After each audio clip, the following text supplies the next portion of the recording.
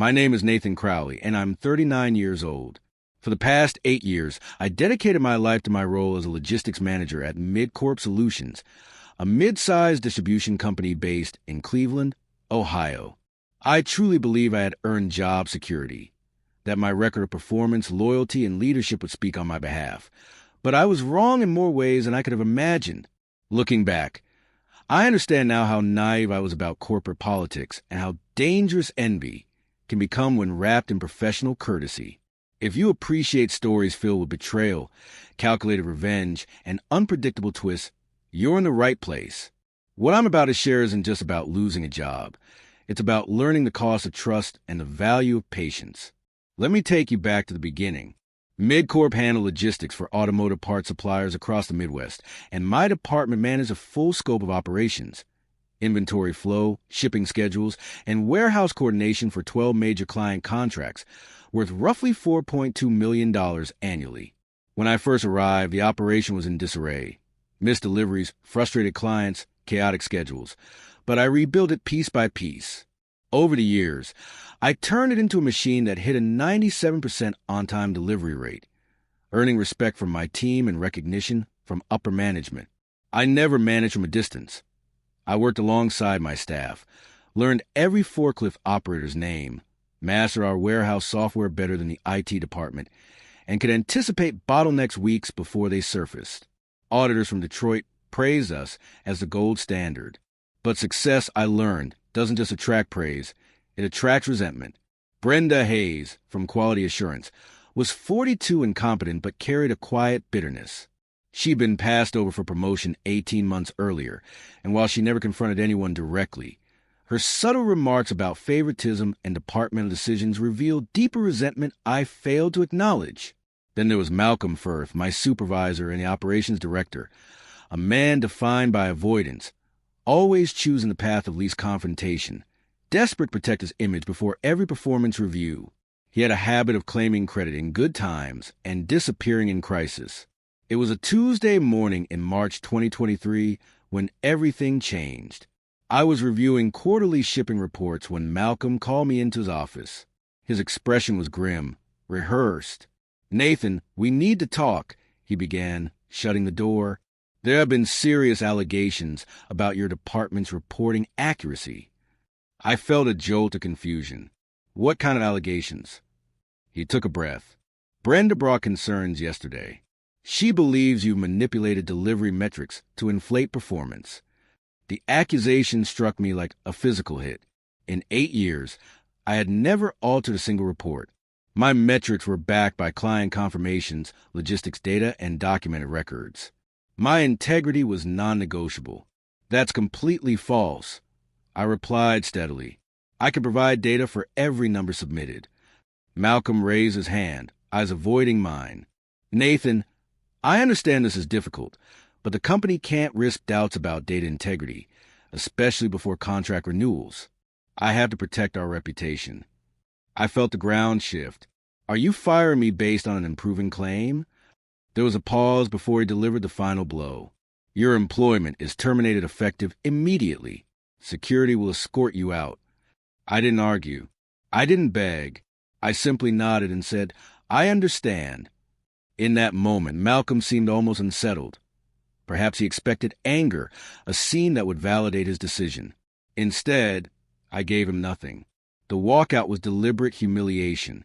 James, the security guard assigned to escort me, had once stayed late to help count inventory. Now he avoided my eyes.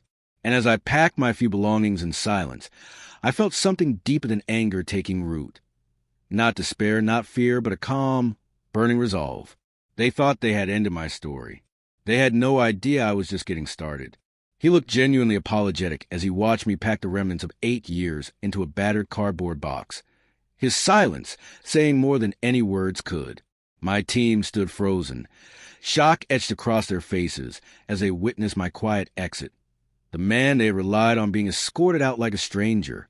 Sarah Martinez, my assistant manager and one of the most capable leaders I had ever mentored, approached hesitantly.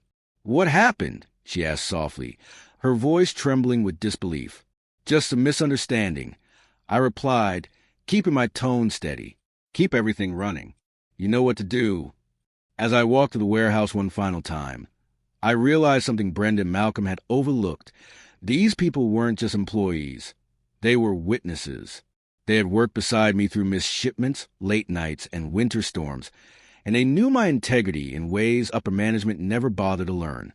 Their eyes followed me, not with pity, but with unspoken loyalty. The drive back to Westlake felt unreal. After years of 60-hour weeks, constant performance pressure, and endless responsibility, I suddenly had no destination. When I walked through the door at 11:30 a.m., Jennifer looked up from her laptop, confusion spreading across her face. "What are you doing home?" she asked. I answered plainly. I was fired. They accused me of manipulating reports. She stared at me in disbelief, knowing how absurd that sounded. She had seen me stay awake past midnight, poring over spreadsheets, cross-checking delivery logs, refusing to submit anything less than airtight accuracy. "That's insane," she whispered. "What are you going to do?" I took a breath. I'm going to let them realize what they've lost. Over the next week, I did something unfamiliar. I rested. I slept in, spent evenings with Jennifer, and walked through our neighborhood with a calm I hadn't felt in years. But beneath the stillness, I was far from idle. I was thinking, planning, quietly dialing numbers. The logistics world in Ohio is tighter than most people imagine, and news travels fast when a respected figure vanishes from a major company. Within days, calls started coming in, former colleagues, long-term clients, even competitors. Some were curious, others outraged, all of them already questioning the story MidCorp was trying to sell. They didn't know it yet, but the game had already started. One call stood out among the rest. It came from David Chun, the Regional Operations Director for Prologistics Incorporated, MidCorp's largest competitor in the automotive parts distribution market. Prologistics had been trying for years to break into MidCorp's client base, but consistently struggled with operational inefficiencies that stalled their growth. "Nathan," David said bluntly during our conversation 2 weeks after my termination, "I'll be direct. We've been watching your work at MidCorp for a long time. Your department performance metrics have become the industry benchmark. We're looking for someone to completely rebuild our Cleveland operation, and frankly, you're the only person we trust to do it." The offer wasn't just flattering, it was substantial. A 20% salary increase, full control over operational restructuring, and a budget large enough to build a team on my own terms. But more than money, Prologistics wanted to challenge MidCorp head-on, targeting the very client contracts I had spent nearly a decade nurturing. "I'm interested," I told David, "but I have specific conditions if we're going to move forward." Throughout negotiations, I was completely transparent about my firing from MidCorp. I handed over performance reviews, client testimonials, and operational reports that documented my results beyond question. I also detailed the circumstances of my departure, Brenda's fabricated allegations, and Malcolm's refusal to investigate. David studied everything carefully before finally saying, "Nathan, your numbers tell the real story. Whatever political games they played at MidCorp, that's their loss and our opportunity.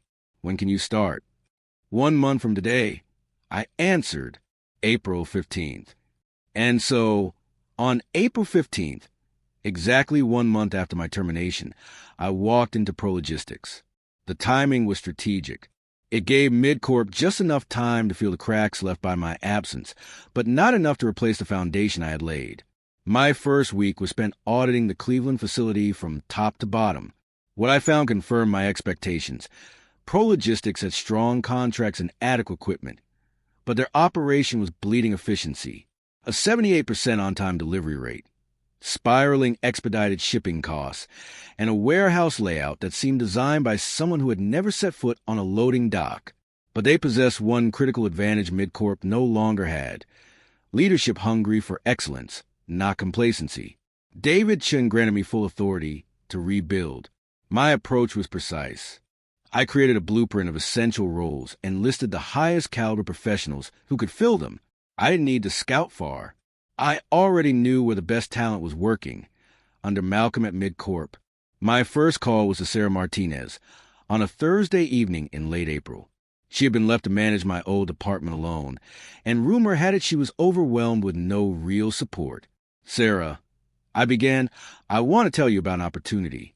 I'm assembling a new team at Prologistics, and I need a warehouse operations supervisor. Salary is $68,000, about $15,000 more than you're making now." Silence followed, then a weary confession. "Nathan, you wouldn't believe how bad things have gotten.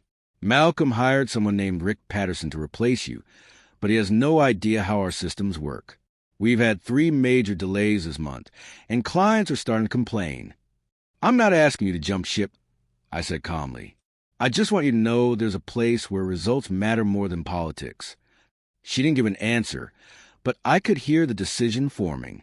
Over the next 2 weeks, I made similar calls to Mike Torino, the best forklift operator I'd ever known, a man who could locate inventory blindfolded, and others who had helped me build what MidCorp took for granted. I wasn't recruiting employees. I was gathering the architects of a reckoning.